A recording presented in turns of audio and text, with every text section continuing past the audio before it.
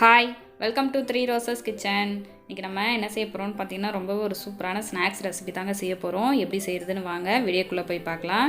வீடியோக்குள்ளே போகிறதுக்கு முன்னாடி ஃபஸ்ட் டைம் நம்ம சேனலை பார்க்குறது இருந்தால் சேனலை சப்ஸ்கிரைப் பண்ணிக்கோங்க. மறக்காமல் லைக் பண்ணிட்டு உங்கள் ஃப்ரெண்ட்ஸ் அண்ட் ஃபேமிலி மெம்பர்ஸ்க்கு ஷேர் பண்ணுங்கள். இப்போ இந்த மசாலா போண்டா வந்து செய்ய போகிறோம். எப்படி செய்கிறதுன்னு நம்ம பார்க்கலாங்க. இது பார்த்திங்கன்னா மழை காலத்துலலாம் செஞ்சு சாப்பிடும்போது அவ்வளோ அருமையாக இருக்கும். வாங்க இப்போ வீடியோக்குள்ளே போகலாம்.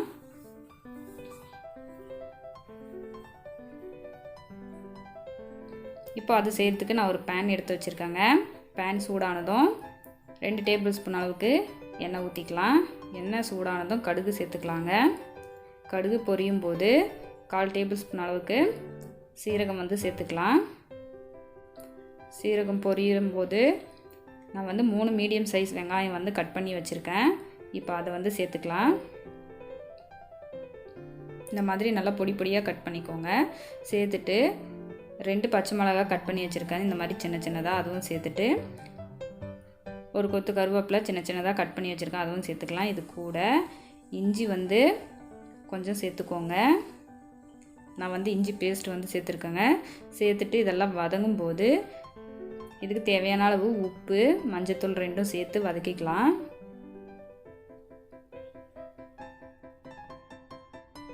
இந்த எண்ணெயிலே இதெல்லாம் வதக்கும் போது நல்ல ஒரு கலர் வந்து சூப்பராக வருங்க.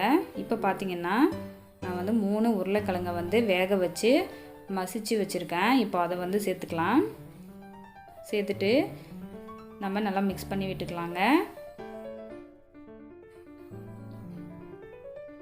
அடுப்பை வந்து மீடியம் ஃப்ளேமில் வச்சுட்டு நல்லா இந்த மாதிரி மசிச்சு கலந்து விட்டுக்கோங்க. ஃபைனலாக கொத்தமல்லி தழை கொஞ்சம் சேர்த்துட்டு மிக்ஸ் பண்ணி விட்டுக்கலாம். இப்போ வந்து நம்ம உருளைக்கிழங்கு மசாலா வந்து ரெடி ஆகிடுச்சு.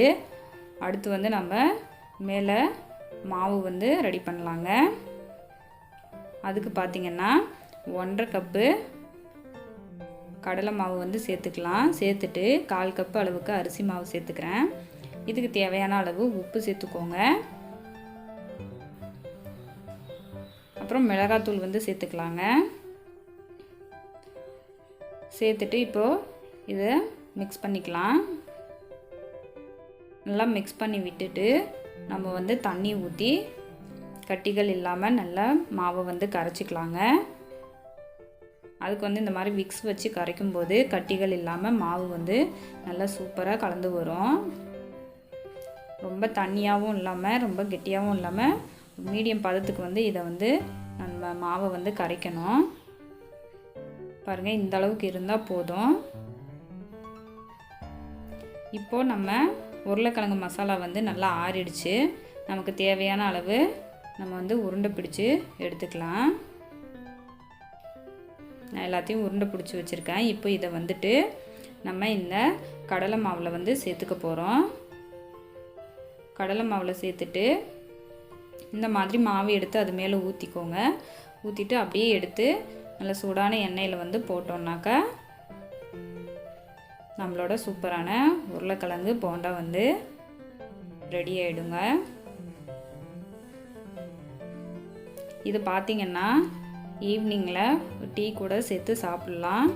ரொம்ப ஒரு சூப்பரான ஸ்நாக்ஸ் ரெசிபி. இது பார்த்திங்கன்னா நல்லா இந்த டீ கடையிலலாம் கிடைக்கிற மாதிரி ரொம்ப பர்ஃபெக்டாக சூப்பராக செஞ்சுருக்கேங்க. கண்டிப்பாக நீங்களும் செஞ்சு பாருங்கள். அவ்வளோ அட்டகாசமாக இருக்கும் இதோட டேஸ்ட்டு. அவ்வளோதான், நம்மளோட சூப்பரான உருளைக்கிழங்கு மசாலா போண்டா ரெடி ஆகிடுச்சு. எண்ணெயும் அந்தளவுக்கு குடிக்காதுங்க.